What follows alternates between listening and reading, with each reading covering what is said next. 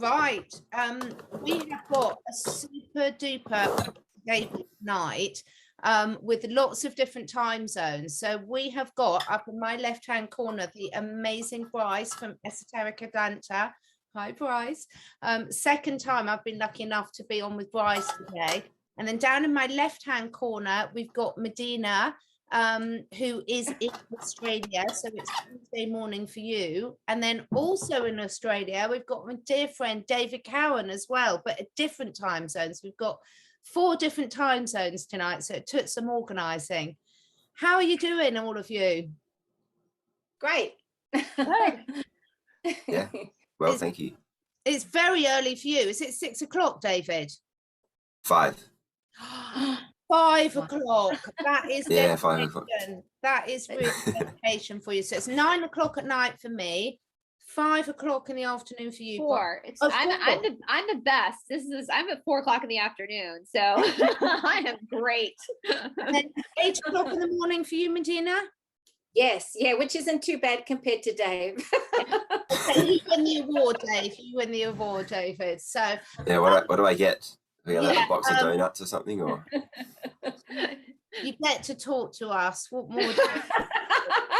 What more could you want? Perfect. We were going to have a really just good general discussion between friends today, but one of the things that Medyhne was sent through a really good suggestion that I think is a really good place to start is about tapping into your inner warrior at the time like this. I just thought that was a lovely suggestion, Medyhne. We all need it, I think, at the minute. We do. What are some of your tips for that? Let's start with Medyhne. Okay. Well, should I read that piece of amazing writing that just inspires that in us? Shall I do that first just to set the tone? Okay, so this is where I got this inspiration from. The more they lock down, the more my heart opens. The more they say you cannot, the more I say I am and I will. The more fear they bring, the more I will trust. The more they say trust us, the more I will trust my intuition and the divine. The darker they try to make it, the brighter my light shines. The more they try to divide, the more I will stay connected. The more rules they impose, the more sovereign I will be. The more they try to tame me, the wilder I get. The more they threaten, the fiercer my roar. The more they say bow to me, the stronger I stand. I bow only to love. I am a free bird. And that's a piece of writing by Rosanna DeVee. And I just love that because it just is the energy that's coming at us at the moment is this, an energy to suppress and control and so our reaction to that equal and opposite reaction is to stand stronger and to really empower ourselves and to claim for the first time, truly claim our sovereignty, our ability to stand as free spirits, free beings in a world that no longer aligns with a paradigm, an old paradigm that it's had its day, and now we're ready to just really step into a whole new template. So I think that the warrior for women and sort of like a divine feminine warrior too. You can think about the goddess Kali. She was very fierce, but she was very passionate and strong. And so, there's different types of the divine feminine warrior that we can step into depending on what we're resonating with. And so that's what I'm trying to do. What about you, Brice? What does sort of tapping into your own inner warrior, what does that bring up for you? Well, these last couple of months, or maybe this last 6 weeks, I've now shifted and realized when this whole thing started, I thought we were just going to have front row seats and eat popcorn and watch the show go down. I didn't realize we were actually the show. Nobody informed me that we were actually on the front line. And that this last 6 weeks, I've realized that. And my joke is, I don't even know how to boil an egg. How am I going to do this? So, but it we've talked about that 0 point before, and I think part of being a warrior is dealing with handling the stress of the situation that you're in. And I know in a lot of the episodes I've done with other people, there's a Bible verse in the book of Esther that says, "Perhaps you were born for such a time as this." And I loved that poem, Medyhne, because it kind of gives that ownership of being allowed, being that permission to go, wait a minute, no, which is part of that sovereignty, which that sovereignty is the base of being that warrior. But when that stress comes, being able to find that 0 point again, to get back to your roots of who you are, so that you can stand in your own divine sovereignty, whether that's divine feminine or divine masculine, whatever that is. And there are different shades of that divine spectrum of where we're going. Kali is that dragon energy that that is also associated with the Mother Mary. That I mean, what fiercer energy is there to stand there and watch your child, you know, be killed in front of you, and then pick the body up and walk away with your head held high? Like, that's that dragon fierceness that comes through with Kali as well. So I think back to your question, Catherine, being that warrior, get back into your sovereignty, find that 0 point, and then realize that you're a badass, because perhaps you were born for such a time as this. And that's why they're doing everything to us, right? They're scared of us. That's why they do it. They're scared of us. Push back. Just don't consent. So true. So true. What about you, David? Yeah, I have to agree with Brice, what she first said about the movie and all that thing. I kind of discovered the 17th letter in 2020 for the first time. I didn't really know what it was about, and they kept saying that phrase, you know, just sit, you know, watch the movie or whatever, and enjoy the show. But it's become quite evident that we have to do it. Like, we are active participants in this thing, and the level of compliance that I'm seeing is really making me quite perturbed recently, because we had a muzzle mandate just before Christmas, and what it's really highlighted is the fact that, and we've known this for so long, like mass non-compliance, but so many people don't know it, and that's the biggest problem. And I think that as a part of people wearing these muzzles by themselves when they're out walking or in the car by themselves or whatever, it's also highlighted to me that I need to not let that get to me. And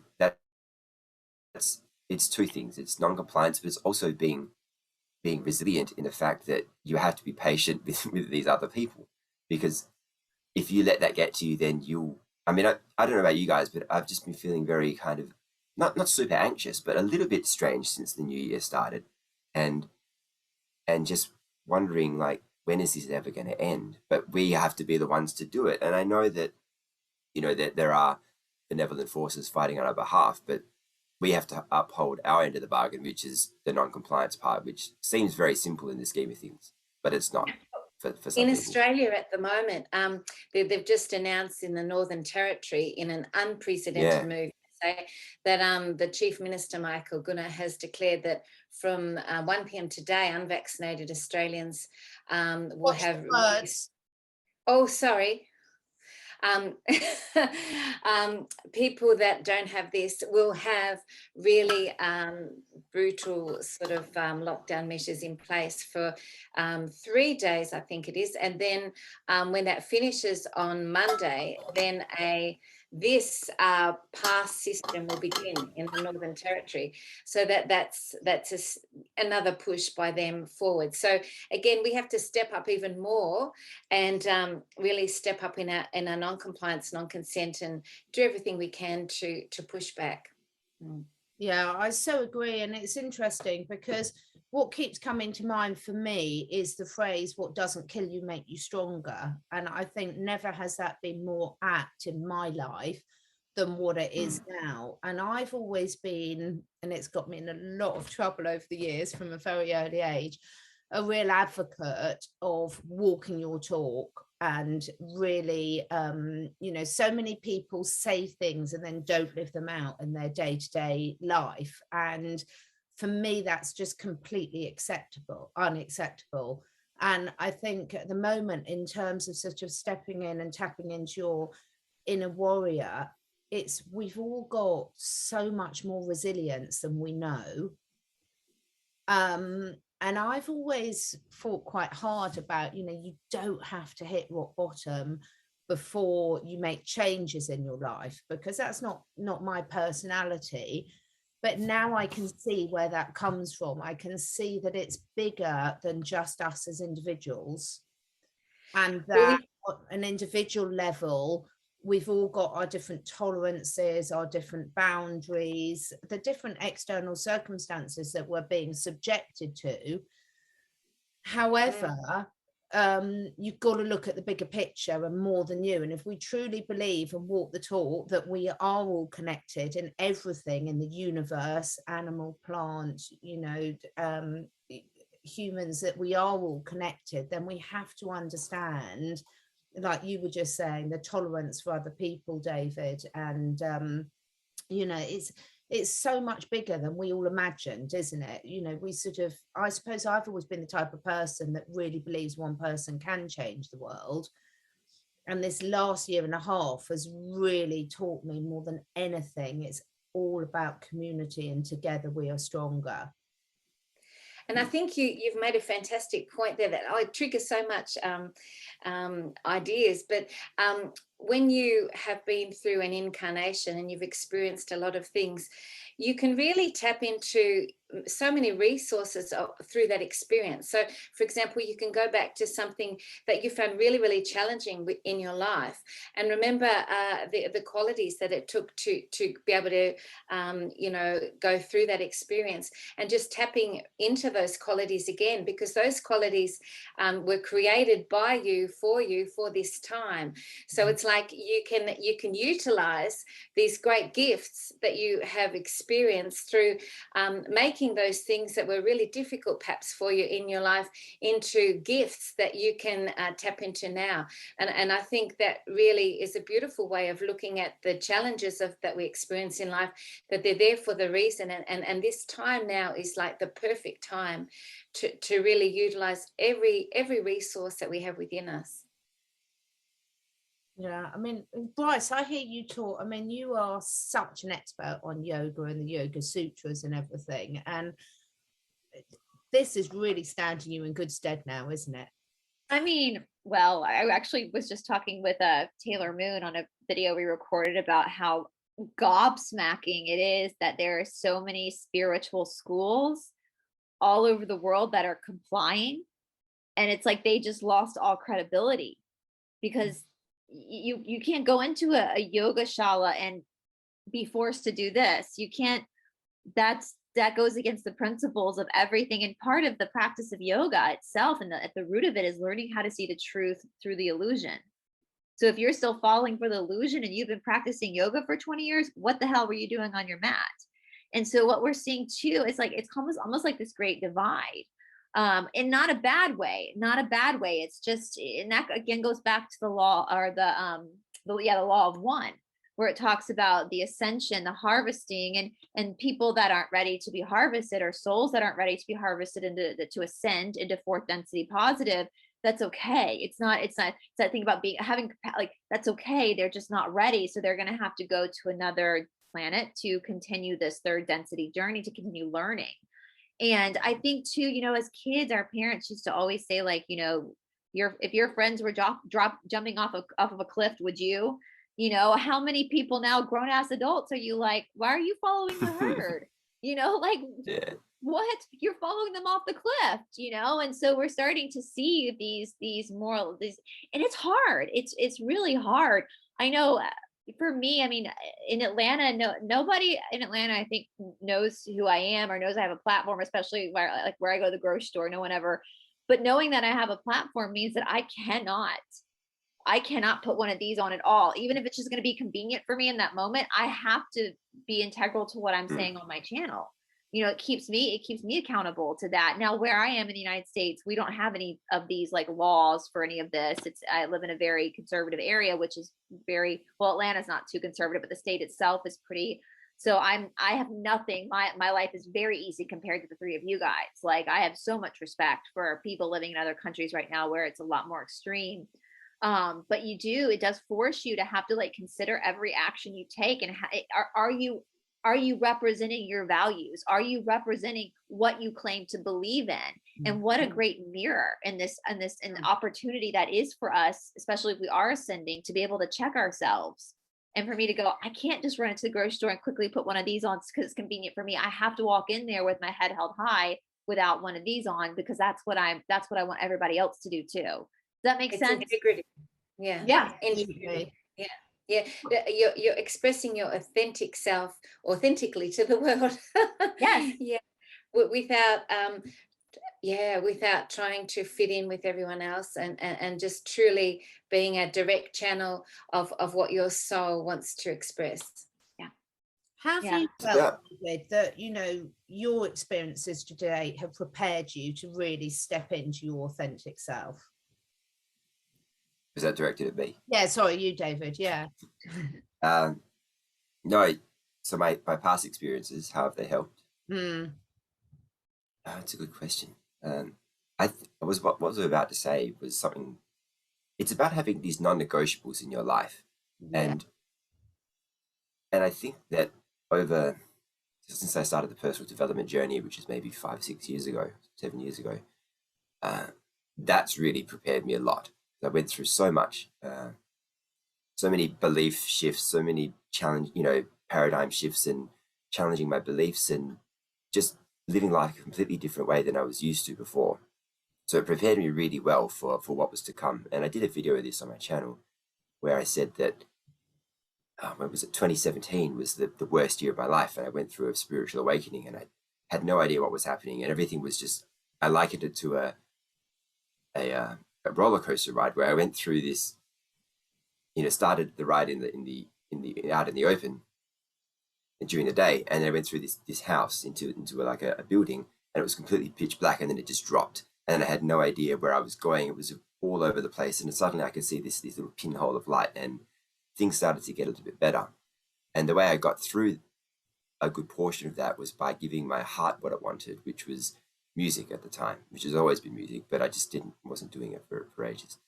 And that helped me get a little bit better. And then all of a sudden, well, not all of a sudden, but over time, things got really good. And ever since then, I've had the most amazing 4 years of my life since I started getting better, at that end of that period. And I think it's the same as what's happening now.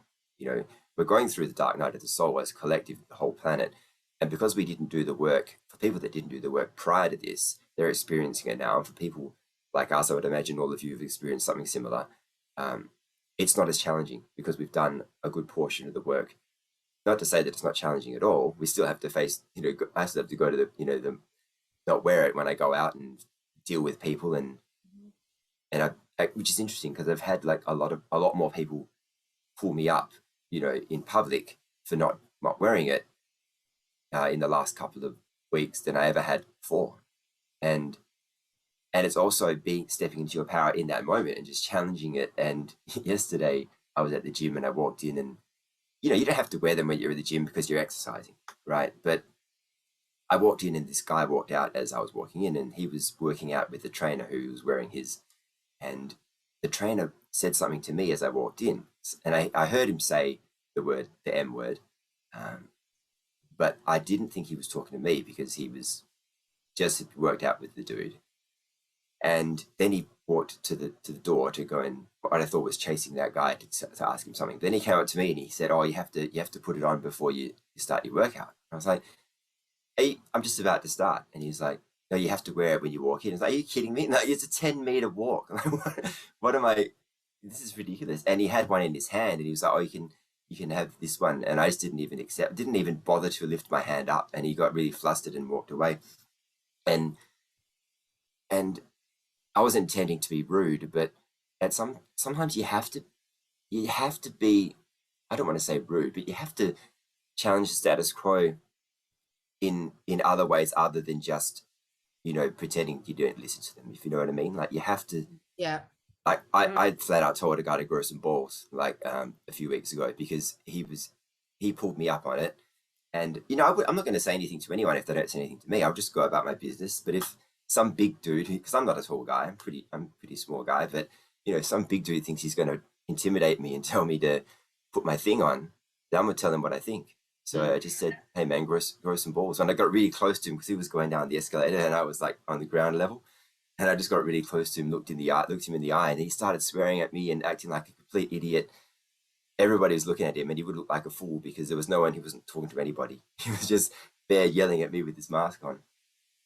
And you co-created that experience so that you could learn how to. Australian internet's not doing well tonight, is it? No, It's they don't been want really us bad talking. lately. It's Yeah, been really bad lately. To really stand in now. So I think it's really important to remember that the external comes to us because we are the co-creator and we draw it in so that we can learn what we need to learn. Yeah, we're losing Medyhne. We sort of got most of that, but do I repeat that? I don't know, I think we, Sure. I think we got it. Can you hear me? Yeah. Yeah. She's 100% right though. We do co-create everything in our life, but even this madness that we see, happening now and we're experiencing, we've done that because we were too apathetic and didn't do anything about it when we first heard about it, or not enough of us knew about it or didn't seek out the truth. So it's true. Yeah. Swap places now. I think it's so important to say, because I think, I've never thought of myself as a particularly rebellious person. But now looking back on it, you hit on it. It's these non-negotiable boundaries that you're just not going to do it. So I heard Charlie Ward say the other day about how he was taking Justin, his son, to a gymnastics competition, and they had to stay in a hotel, and the hotel were absolutely insistent they weren't coming in without this. And his wife sort of said, it's important not to stress Justin out. Can you just wear one to get in there? And he was like, well, can I just have an affair for 10 minutes then? And it's exactly that to me. So I've had so many conversations with family members, with friends, not so much members of public, because I've got that sort of don't mess with me face. But, where family members have said, well, why? It's not that big a deal. Can't you do one? And I'm like, to me, it's everything. To me, this is, I'm not joking, it's not letting the Jews into your house. It's not sheltering those people in need. It's not feeding the birds when there's snow outside and they're starving. All those examples are, at what stage do you turn a blind eye? And Brice, you've talked about this so many times, about how many Nazis were working at the camps while this is all going on. And, there's nothing to me more important than your core values. And once you've let those drop, then it's very, very slippery slope. It's a very slippery slope. And actually, for me personally, it's so much easier just to not give in at all, because, you could, where do you draw the line? If you say, well, I'll behave like this in this situation and not in that, you're sending a message out to the universe that you're not clear on your values, you're being incongruent, and that's what you're going to get back. Yeah. 100%. That it's shocking. The whole I know as an American, I know so many people whose grandparents immigrated here because of World War II.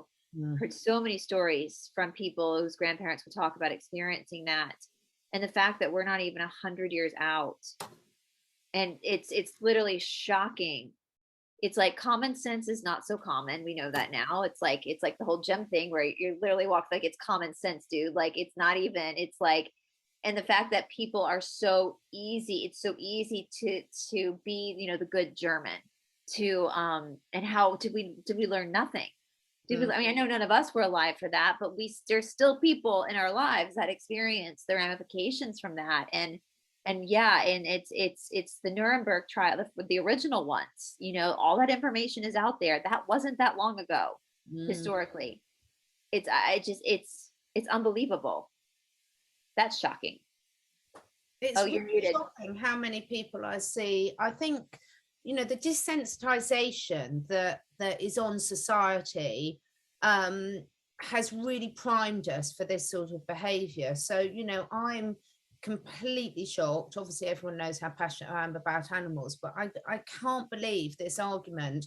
You know, this will get me into a lot of trouble, but I really don't care. You know, when people say, well, I love animals and I eat ethical meat because, you know, it's grass raised, it's had a happy life. And I'm like, well, fine, give me your children. They've had a really lovely, happy, free range organic life, your children. Now I'm going to get their whole class and line them up and send them in one by one to the slaughterhouse. But they've had a free range organic life, so it's fine. Now, I know that's a bit of an extreme example in some respects, but is it? I won't mention too much, but Brice did a really brilliant interview with a whistleblower that's on your Rumble account. And she was talking about the most horrific animal experiments that go on in the medical industry.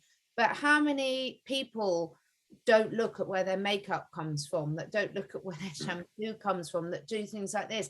What type of species thinks it's okay? We've all seen the Anthony Fauci pictures of the awful animal experiments, but how many people actually condone that? Because I'm sorry, I think in this day and age, everyone knows that this type of thing goes on. And with every purchasing decision that we're making, we're either making a conscious decision to support that behavior or not. So when we look at all of us, and of course I've made loads of mistakes in that mistakes. I mean, I can't believe I had a pair of Ugg boots, which I absolutely loved. I mean, and then when I found out the welfare standards of the Ugg boots, I was just beyond horrified, and I just slapped myself and thought, what was I thinking?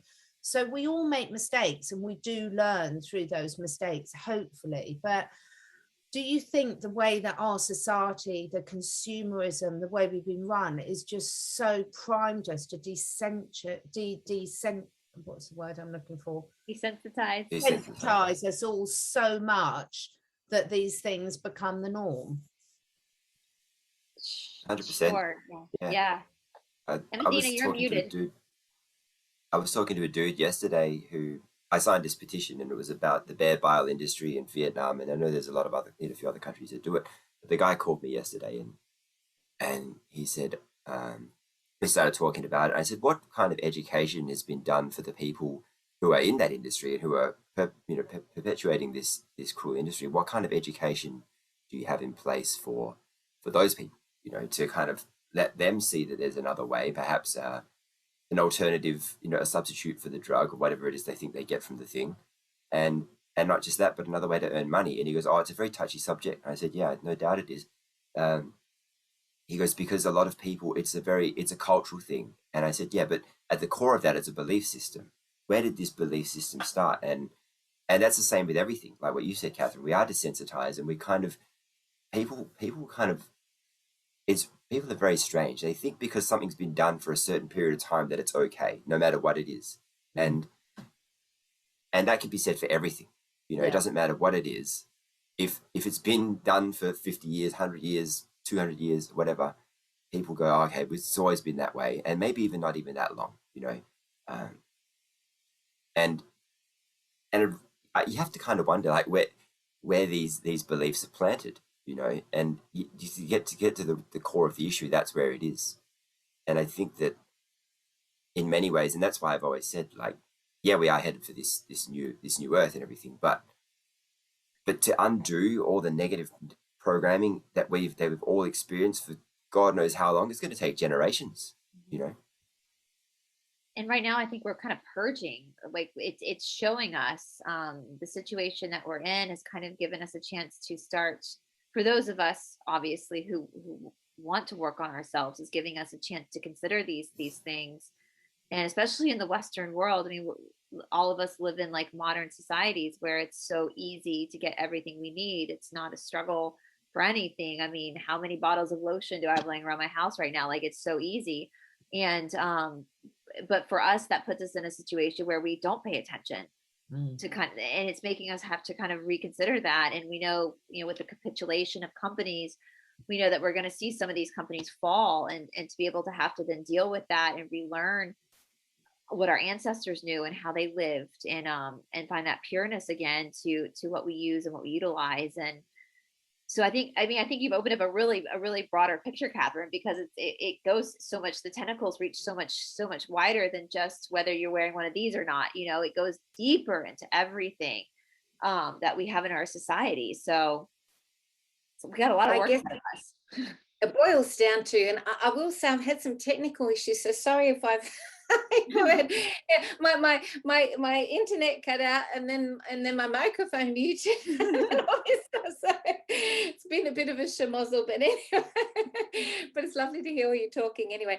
So I was just going to say, you know, we've had everything at our fingertips that we can access, but you know, what do we actually really need, you know, to live a simple basic life? You know, that's a really strong spiritual precept, to be able to just be happy with simple things, with the basic things. And I think that the more we need and the more we want, the less connected we are within, and the less spiritually and connected to the divine we are as well, because we're trying to access you know, joy and happiness through external things, which ultimately will never give us those qualities that we're trying to seek.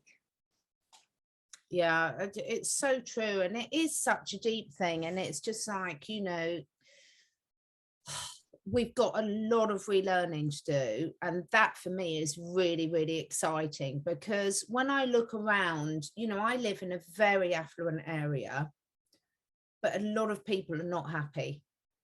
Yeah. And I've also been lucky enough to travel to some very poor areas, and it's a real cliche, but it was really true, and the people were a lot happier. Now, I'm not saying it's as black and white as that. Of course, there's 50 shades of grey in between. Won't get into that one, but it is a really important thing. I mean, you know, someone sent me an email today and it really hit home. I can't remember the lady's name, but it was like, why is everyone talking about America, Europe, Australasia? Why is no one talking about China, about most of Africa and things like this? And I thought it's a really good point. And I thought, you know, how many things have I bought over the last 5 years that are made in China? Probably loads, without giving it much due care and attention, because it was cheaper and it was easily accessible. And yet, look at, we're now complaining because we're moving into a world where we're being treated like the Chinese have been treated forever. And I was just, and it's so complex, isn't it? And I think what's really lovely is these questions, we can't ignore them anymore, can we? No. It's interesting. There's a nail salon here close to where I live in Atlanta. And of course, Atlanta is a big city, 6 million people. So there's loads of nail salons. But the family that owns this salon, they're Vietnamese and they're refugees. And it turns out throughout this whole fiasco that they were big Mr. T supporters here in the United States, because they know what it's like to live in the opposite of freedom, to live. So there were huge Mr. T supporters. Now, again, Georgia is a very conservative state, but Atlanta is very liberal.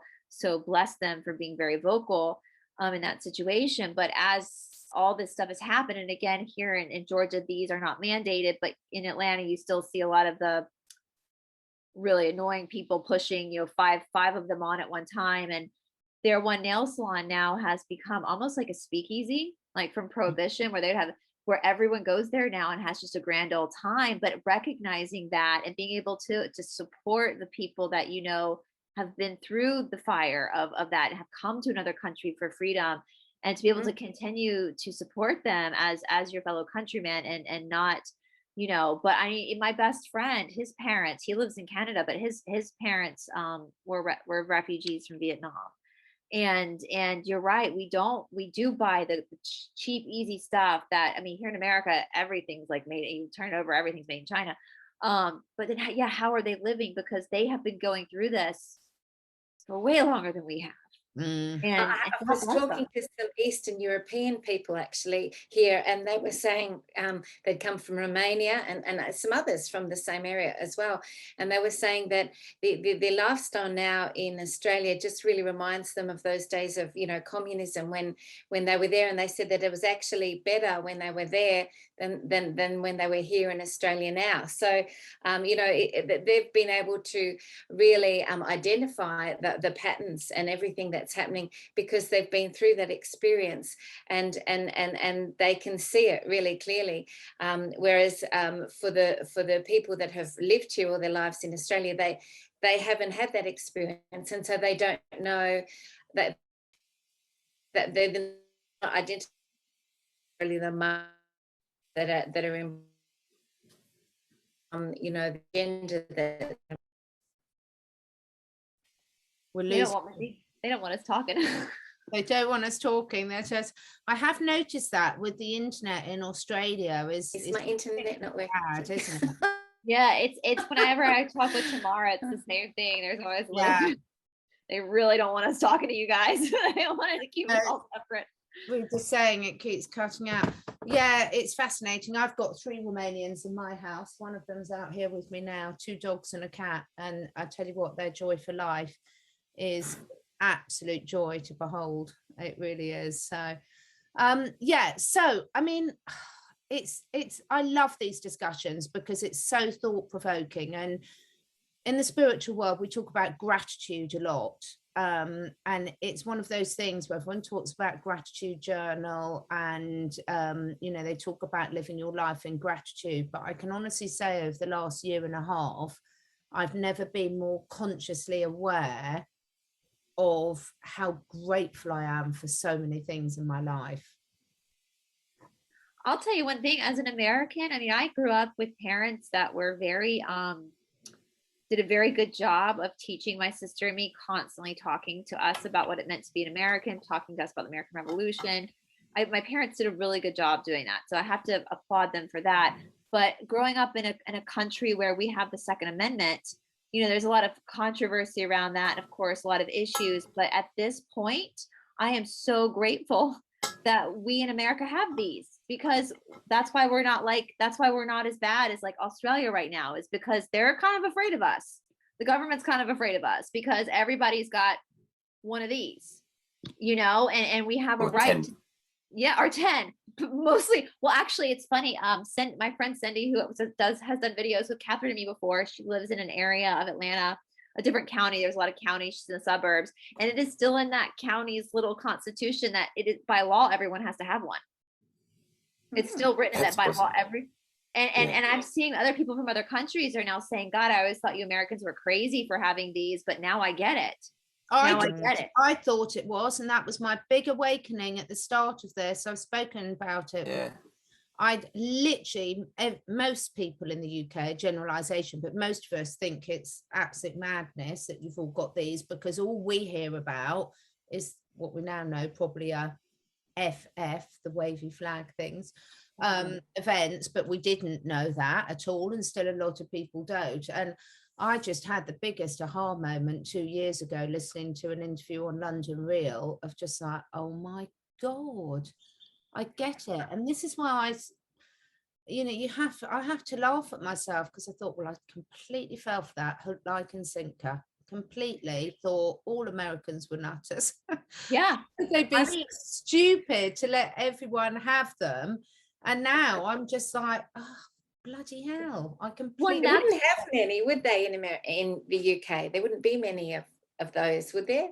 People having them. We're not allowed them for general use, but we're still very much in touch with the countryside. There's a lot of controversy about that, about hunting and things like that. But so there's pockets of quite high level ownership, but not in the general public at all. We're not allowed them. I mean, I couldn't go out and get one unless I knew. You have to apply for a license. Yeah, you have to apply, license, very strict guidance, etc. So yeah, I think it is very interesting. But the upper levels of society can use them for hunting and things. Maybe the lower the lower echelons are not able to access them. Yeah, very Well, much so. And that is Yeah, why our forefathers gave us that, was to be for this purpose. It was not for each other. It was to overthrow a system that was bad, so the Yeah. people would always be in control. And that has been, I remember back, was it like the early 2000s? There was this whistleblower by the name of Swally, that was like her pseudonym. And she was the first person to really come out and start talking about what we now know is truth about this group of people. And she used to always say that America was the Wild West. She was American, but she said it's because of the Constitution that this group is having such a hard time getting America, like controlling it, because of the Constitution. And what have we seen for the past 20 years? What they've been really going after with Americans is that Second Amendment. Well, if you take away the Second Amendment, the doors open to take away all of them. But yeah, you're seeing it. And they just have not been able to really get that. We've had presidents that but that's still, it's that root of that Constitution would not allow them to totally take control of a nation. And I remember Flynn saying, if America falls, the world falls. Yeah. And going back to what Swally was saying, that's kind of what she was saying as well. Like, because of this, they couldn't quite figure out a way. So what they had to do, they had to start manipulating by those special events, movies on the news that, of schools and stuff, that they would have to start manipulating to get more control. And now I know, during 2020, I think sales for these went through the roof here in the United States. Because all of a sudden people are like, oh shit, I gotta go get, that was encouraging, that most people could kind of see the writing on the wall. Like, we're going to have to, and we keep thinking, how long is this going to keep going? How long is this going to keep going? I do know that here in the United States, we have in our Constitution, we have the right to form, and I have to be careful about what I say this, a group of people, it starts with an M-A, to then, if the government has gotten out of hand, to then form this group to then come in and remove. That makes sense. And I know that a while ago when Mr. B first took office, he was threatening to take these away. And an officer got on a recording and said, if he does that, who do you think he's going to send out to collect these? He's going to send the army out, the military out. The military is not going to do it. Instead, the military is going to train you on how to use these better and fight with you. And so they kind of made that known that can't happen. But what I keep thinking is this can't go on much longer, because I know there's so many Americans that are already starting to form groups. There will be a civil WAR if this keeps going on and on and on, because a lot of the Americans are getting really fed up and know that they have the right by law to do that if they need to, according to our Constitution. I hope that makes sense. Sorry, I'm trying to be very coded by what I say. It's in the spirit of America, I think. The anagram of the word America is the I am race. And the I am is claiming your sovereignty. So it's like the light or the birth point of this I am sovereignty emanating to the rest of the world. Well, it's interesting you say that, Medyhne, because 1776, when the American Revolution started, a lot of the same Pluto, a lot of the planets were in the same alignment as they are right now. Yep, exactly. So that's interesting you say that. It was almost like that was the first domino, because America is a country of multiple cultures. So it's like the first domino of humanity basically giving the middle finger to the monarch, which is, as we know, is that bunch. And that's we now right. know why. It's an energy. It's a spirit. Oh my goodness. This is better than any history lesson that I've ever attended. Throw them in the bin. Yeah, probably made up anyway. Yes. Oh, completely. So, we're near at the end of the hour. I think we need to carry this conversation on next week, guys, if you're up for it, because there's so much more we can talk about this. But okay, so we are where we are. What do we think? Let's go around the table and just have some parting advice for people that are watching, because when we're talking about you know, we started off the conversation with looking at tapping into our inner warriors, and that looks different for different people and everything. So Medyhne, let's start with you. What, for people listening who are sort of perhaps a little bit isolated where they are or struggling with things, what would be some words of wisdom for them to tap into their inner warrior? Oh, I'm so glad you asked me, because I've got the perfect sort of metaphor for what to do at the moment energetically. And it is the lesson of the eagle and the crow. So the only bird that dares to peck an eagle is a crow. And the crow sits on the eagle's back and bites its neck. And so the eagle does not respond or fight with the crow. It doesn't engage. It just allows that to happen. But what it does instead is it continues to rise in its journey up, up, up, up. And then the crow can't sustain staying in those higher frequencies. It loses its ability to breathe. It can't oxygenate its body. So it just drops off the eagle. So it's a perfect metaphor for, you know, when we have these energies coming at us that are trying to attack us or control us, we don't retaliate in a sense, but what we do is we continue to raise our frequency and ascend in our energy. And so I think that's a really beautiful story. I think it might be a Native American Indian story, but it's true that the crow is the only bird that dares to try and attack the eagle, and that's what happens. Wow, that's brilliant. What about you, David? Yeah, no, I think raising your frequency is one of the best things that anybody could do. If everybody just, I mean, you know, I'd say this kind of maybe not flippantly, but if everybody just raised their frequency, we wouldn't be in this mess at all, ever, right? Because it sounds simple. I mean, it sounds so easy, and I guess it kind of is in some ways, but it also isn't very easy in some ways, because it sounds like this one thing that everybody can do, and people that don't understand frequency wouldn't really get it. They'd be like, well, what is it? First of all, what is it? What do I have to do? And second of all, why is that so powerful? And the reason it's so powerful is because when you raise your frequency, you're obviously stepping into the higher emotions, the higher of love, peace, and joy, but you're also letting go of all the other ones, all the fear, shame, and guilt. And fear is the thing that's keeping us here in the first place. So that would really be, you know, pretty much parroting what Medyhne said. Is that's really the ticket out of it. It really is, because when you raise your frequency, you lose the fear, and you can step into your power at the same time. Fantastic. And what about you, Brice? False evidence appearing real. Fear. Yeah. Right. Yeah. Yeah. They also say it's forget everything and run, but I like false evidence. Face everything and rise. Yes, face everything and rise. I know. I've been laughing this week about how, you know, we all are starseed. And it's like, why did I abort mission just to beam me up? I'm done. No, but I really want to emphasize, and I've been saying this a lot today. I know, trust me. I think all of us know that everybody watching is tired. We know that everyone's freaking out. Like, we get it.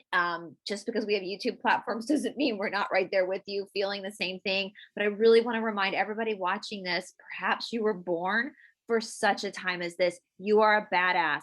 You are strong. You have a light inside of you, and that's what they want. That is why they're trying to control you, is because they're afraid of you.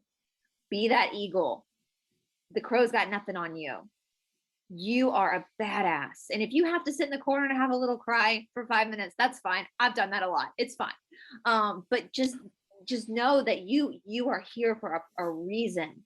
You were put here on this timeline. We know that the galactics, the cosmos, that all these souls wanted to come to Earth for this purpose, because what we're going through is so huge, and you were picked. You were picked by the Creator to come here, to be here, to help push this planet into the new Earth. So just hold on to that. Don't let them bully you. Absolutely. And my little parting words of advice would be, pick your boundaries and just make them completely non-negotiable. And, you know, personally, just spending some time on your own to sit there and think, you know, what is really important to me at the moment? What do I really, just pick one thing and then make it completely non-negotiable, and just watch how things change for you when you do that. I think it's really, really powerful.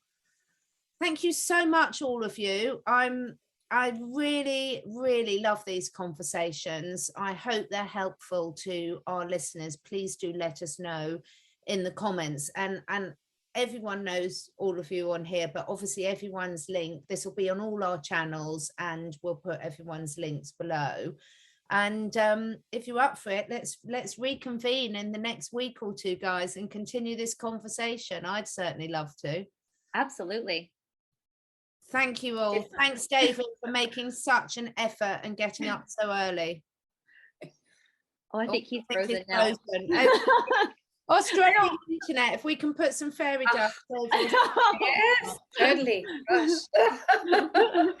Yeah, thanks for hanging in there. Yeah.